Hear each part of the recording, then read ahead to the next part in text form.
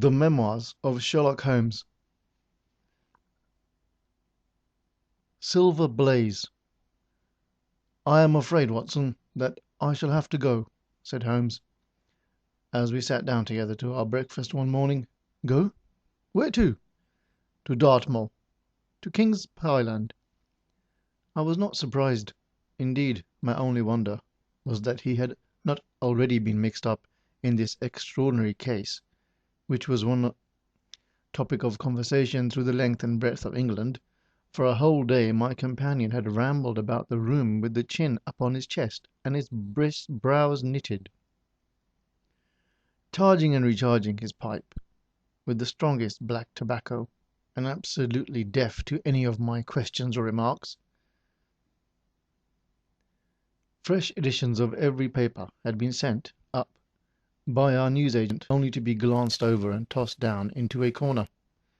Yet, silent as he was, I knew him perfectly well what it was over which he was brooding. There was but one problem before the public which could challenge his powers of analysis, and that was the singular disappearance of the favourite for the Wessex Cup, and the tragic murder of its trainer. When, therefore, he suddenly announced his intention of setting out for the scene of the drama, it was only what I had both expected and hoped for. "I should be most happy to go down with you, if I should not be in the way," said I.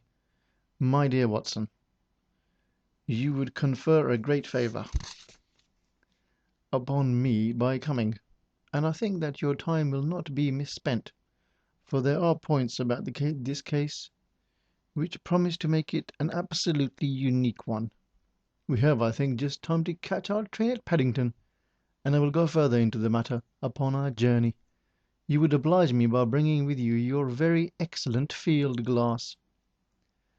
And so it happened that an hour or so later I found myself in the corner of a first-class carriage, flying along en route for Exeter, while Sherlock Holmes, with his sharp, eager face framed in his ear-flap travelling cap, dipped rapidly into the bundle of fresh papers which he had procured at Paddington. We had left for Reading far behind us, before he thrust the last of them under the seat and offered me his cigar-case.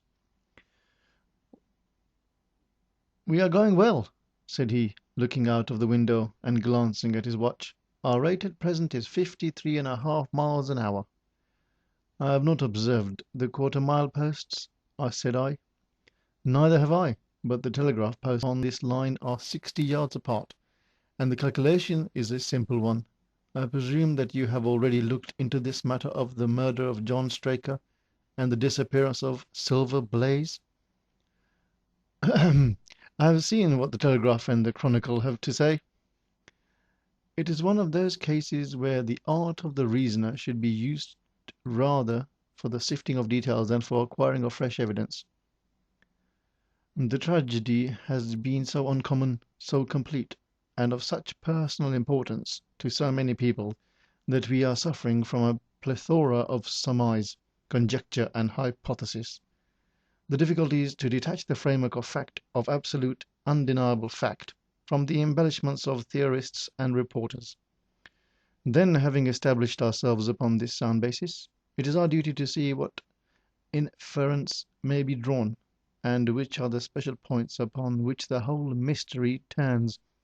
On Tuesday evening I received the telegrams, both from Colonel Ross, the owner of the horse, and from Inspector Gregory, who was looking after the case, inviting my cooperation."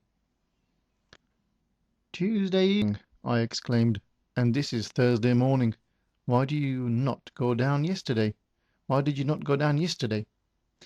"Because I made a blunder, my dear Watson, which is, I am afraid, a more common occurrence than anyone would think whom only knew me through your memoirs.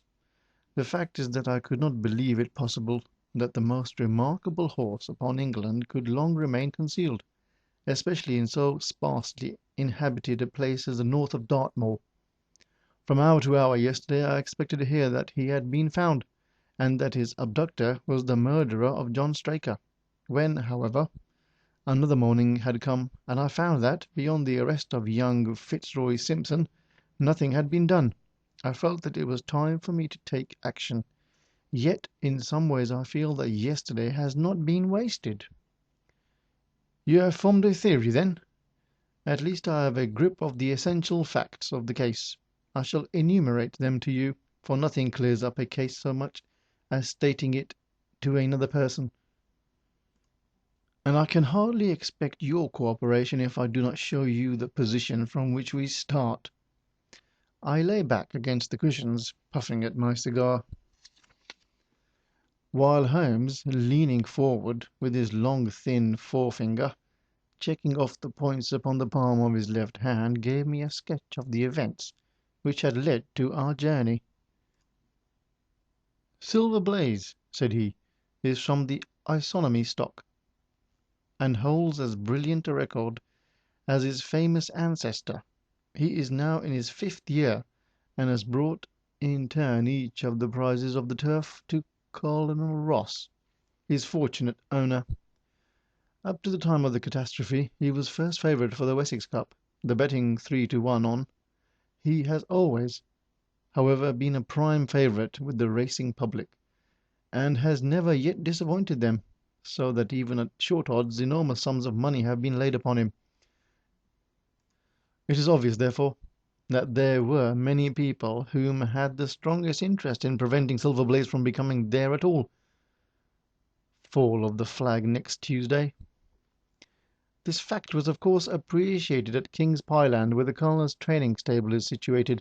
Every precaution was taken to guard the favourite. The trainer, John Straker, is a retired jockey, whom rode in Colonel Ross's colours before he became too heavy for the weighing chair.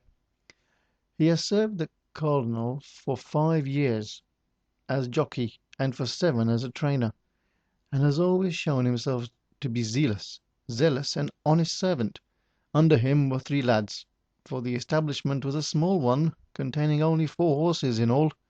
One of these lads sat up each night in the stable, while the others slept in the loft. All 3 bore excellent characters. John Straker, who is a married man, lives in a small villa about 200 yards from the stables.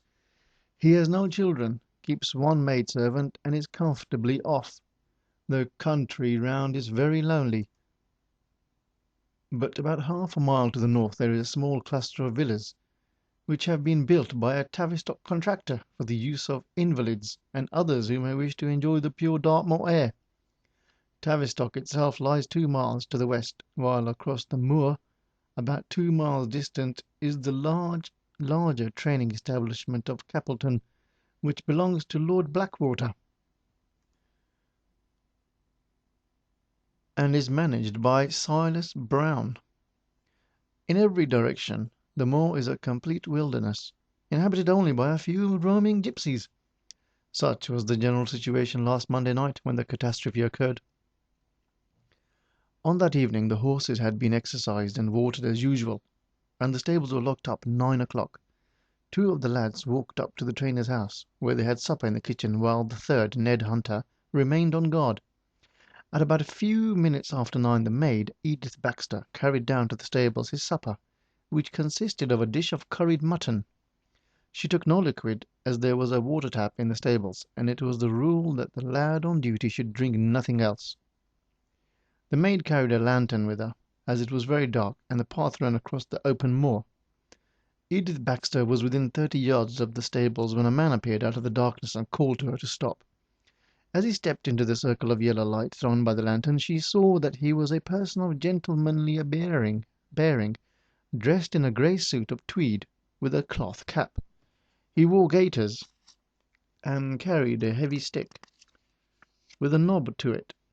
She was most impressed, however, by the extreme pallor of his face, and by the nervousness of his manner. His age, she thought, would be rather over 30 than under it. "Can you tell me where I am?" he asked. "I had almost made up my mind to sleep on the moor, when I saw the light of your lantern." "You are to the King's Pyland training stables," she said. "Oh, indeed! What a stroke of luck!" he cried.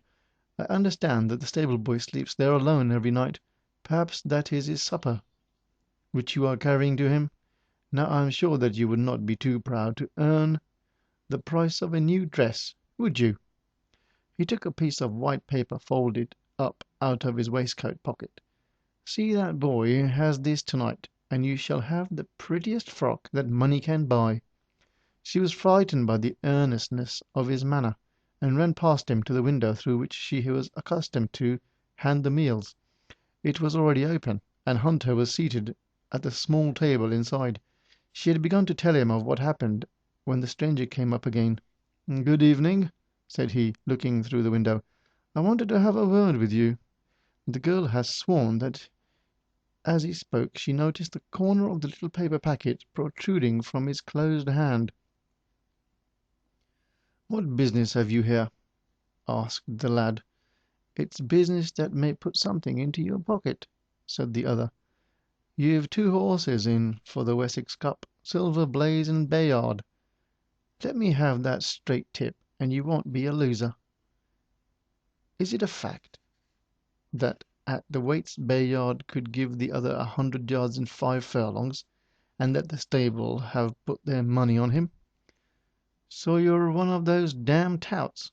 cried the lad. "I'll show you how we serve them in King's Pyland." He sprang up and rushed across the stable to unloose the dog. The girl fled away to the house, but as she ran she looked back and saw the stranger was leaning through the window. A minute later, however, when Hunter rushed out with the hound, he was gone, and though the lad ran all around the buildings, he failed to find any trace of him. "One moment," I asked. "Did the stable boy, when he ran out with the dog, leave the door unlocked behind him?" "Excellent, Watson, excellent," murmured my companion. The importance of the point struck me so forcibly that I sent a special wire to Dartmoor yesterday to clear up the matter. The boy locked the door before he left it. The window, I may add, was not large enough for a man to go through.